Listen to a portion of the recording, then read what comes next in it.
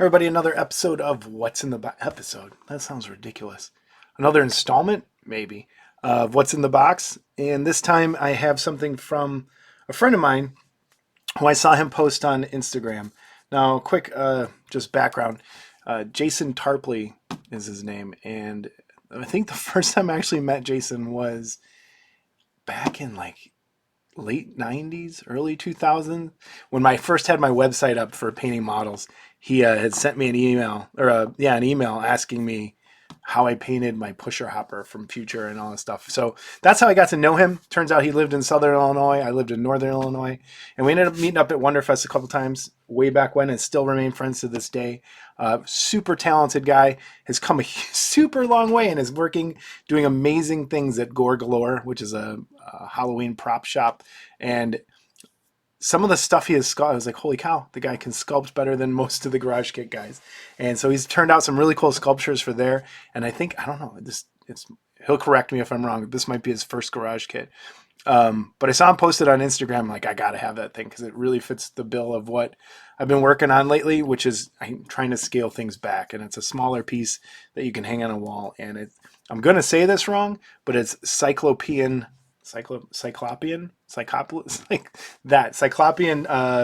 Creep, and it is a one-piece kind of bust that's flat on the back, and it is super, super cool. There's not much to it, but don't let that, take away from the piece at all. It is really, really well done. There are some great textures in here, especially within the cloth area, and the face, skull, whatever it actually is one of the creepiest looking things I've seen in a long time. His paint ups on his Instagram site really, really, really make this thing shine. And for me to hold up this gray piece and say, hey, this is super cool, it's kind of hard. But once this thing has some paint on it, it truly, truly is a terrifying looking beastie.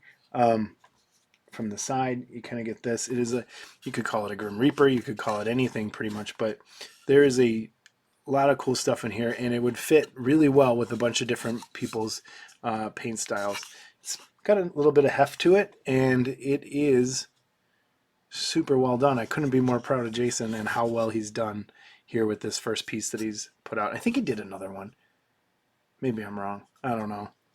But check it out. That is if you want a nice painter's piece, again, painter's piece, not a lot of, there's really no mold lines. There's nothing really to do. Maybe just a little cleanup around the edges. But I mean, you could even somehow magnetize this for a refrigerator. It's a little heavy for that and take you a couple magnets, but I'm sure you could find one that would support it, or even just a little hook to hang on a wall somewhere. That gives you an idea of how big it actually is.